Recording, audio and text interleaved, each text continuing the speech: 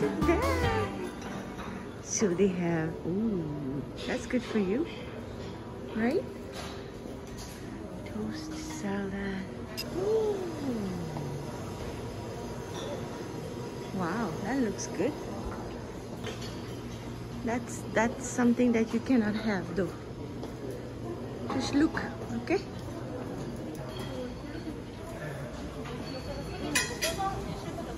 Oh, look, that's cool. That's good.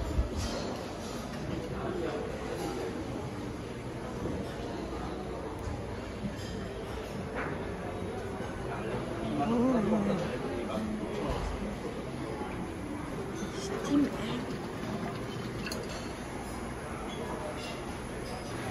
Makatofu, bulgogi. Yum!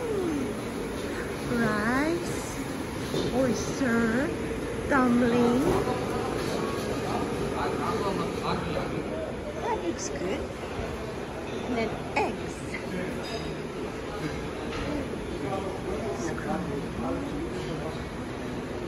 Spinach, tomato. Ooh, yum, yum, yum.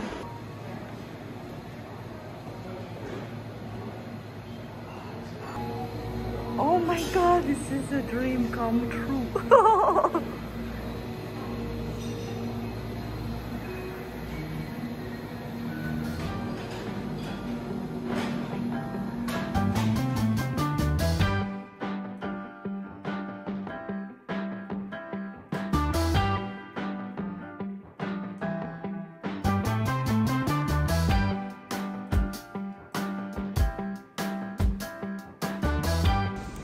Hello tout le monde, c'est moi, donc je reviens, encore pas maquillée, encore pas coiffée. On a mangé assez tard parce qu'on s'est levé tard ce matin. Donc on est au Four Seasons Hotel, magnifique, trop beau. Bref, on est là pour 3 jours et là, mon chéri doit travailler. Donc ce que je vais faire, c'est que j'ai pris bébé et on va aller au Kyobo ensemble. On va regarder s'il y a des petits livres pour lui. Et je crois que c'est tout, hein, parce que ça va me prendre déjà 1 ou 2 heures, je pense. Et comme c'est l'heure de faire la sieste pour lui, je pense qu'il va bien dormir sur moi. Donc voilà. Aujourd'hui, il fait un peu gris, comme vous le voyez. Et il fait pas très froid en fait.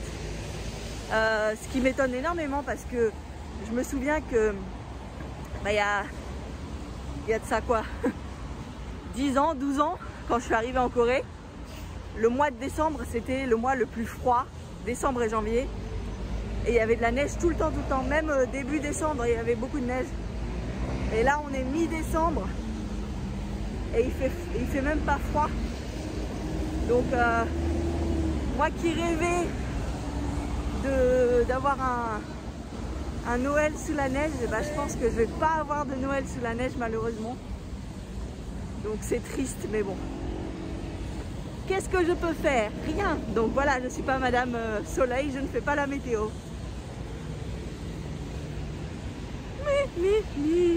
Donc là on est à Gwanghwamun et on va au plus grand Kyobo qui est une grande librairie. Ma librairie préférée, il y a trop de trucs, je peux y passer des heures et des heures. Alors je suis dans la section enfants et il y a vraiment trop de trucs. Il y a déjà pas mal de trucs qu'on a déjà. Ça je l'ai, ça je l'ai. Celui-là je l'ai, celui-là aussi. Donc voilà, je recherche des trucs pour les enfants. Peut-être ça là, Koguma. Ou celui-là aussi a l'air pas mal. C'est un peu trop avancé encore pour bébé, hein, il a qu'1 an. Mais j'adore les livres, je trouve qu'ils sont trop beaux. Il y a peut-être des trucs un peu plus... Voilà, plus bébé. Oh, ça c'est trop mignon. Soupe. Oh, trop mignon. Je sais pas si c'est coréen. Va falloir que je fasse ma petite enquête. Parce que si c'est pour acheter un livre anglais qui a été traduit, non. Mais ça n'a pas l'air. Alors, je suis donc au point de départ de Cheonggyecheon. Ils ont mis des illuminations de Noël. Bon là, il fait pas encore nuit, donc c'est pas très joli. Et je pense qu'ils sont encore en train de les mettre. Donc je vais passer juste à côté. Ça va être... on verra ce que ça donne. Ah, là, l'entrée de Cheonggyecheon est par là, donc je vais passer par là. Je vais essayer de passer rapidement.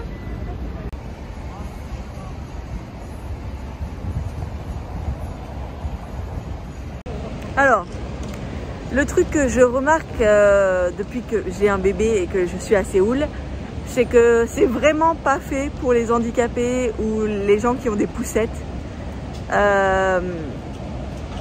Remarque, Paris c'était pareil. Mais il y a vraiment pas mal de choses. Par exemple dans l'hôtel, même l'hôtel il est tout neuf. Il a que 3-4 ans. Et il y a plein de trucs où il n'y a que des escaliers. Et faut prendre genre un détour de 10 minutes pour quand vous avez une poussette. Donc c'est très chiant.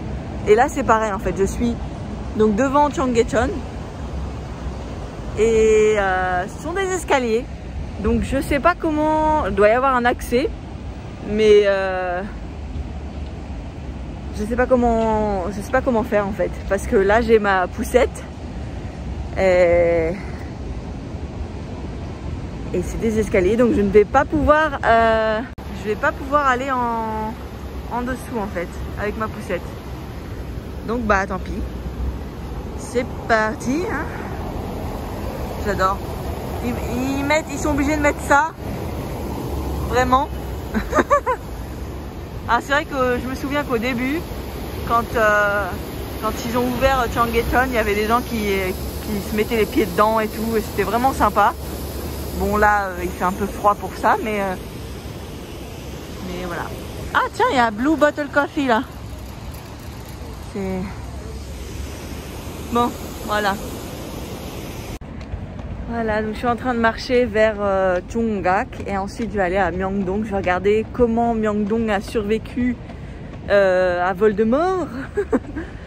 Je vais voir s'il y a encore pas mal de boutiques ou quoi, parce que c'est vrai que pour venir en tant que touriste, c'est très compliqué. Très compliqué je pense, parce que vacciné ou pas, déjà il faut faire une quarantaine.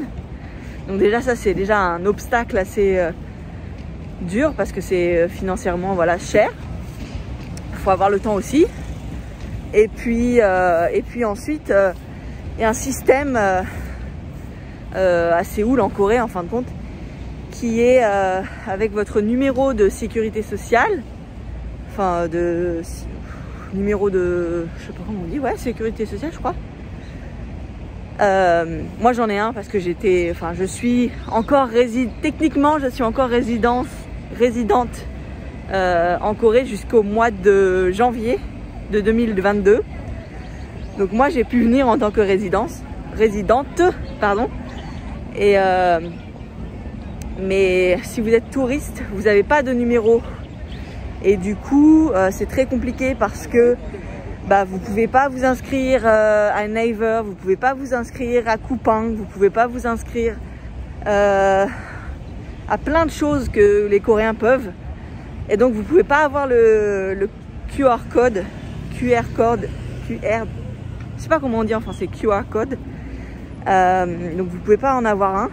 Donc c'est compliqué. Si vous êtes résident en Corée, vous n'aurez pas de problème parce que vous avez un numéro de résident.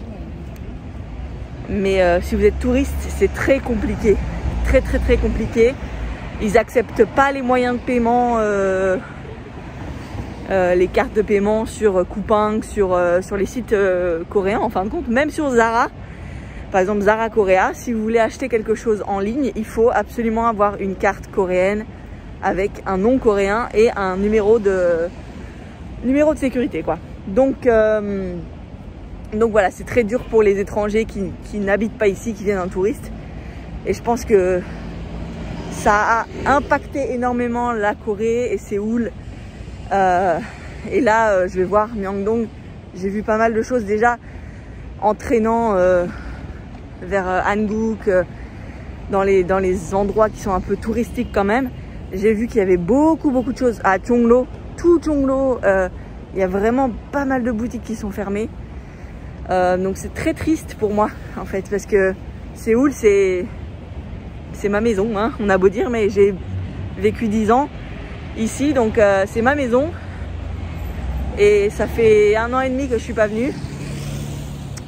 Et je vois que ça a beaucoup changé, mais pas forcément bien. Et ça me fait un petit pincement au cœur.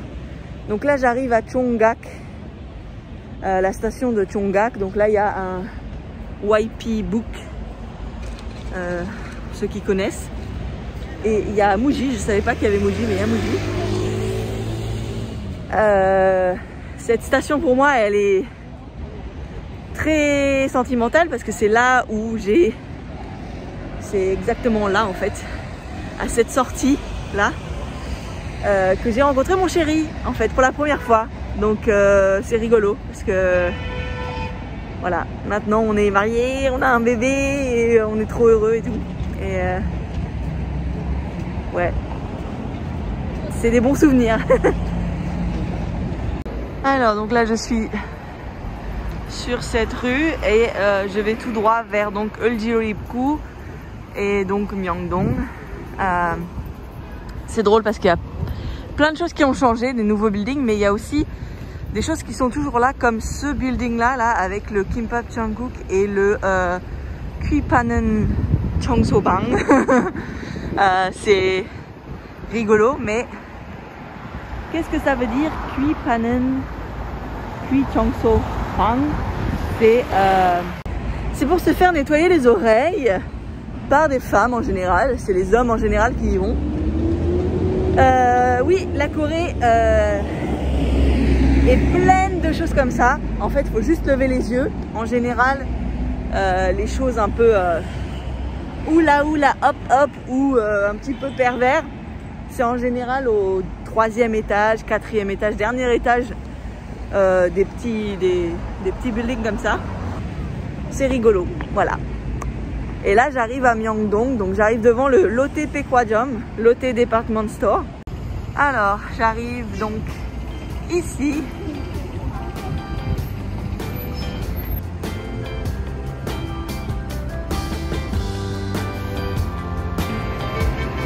Voilà, donc Lotte Pekwajom, ils ont toujours des illuminations vraiment super là cette année. Et c'est très joli ma foi. Bon, c'est mieux quand il fait nuit, je pense.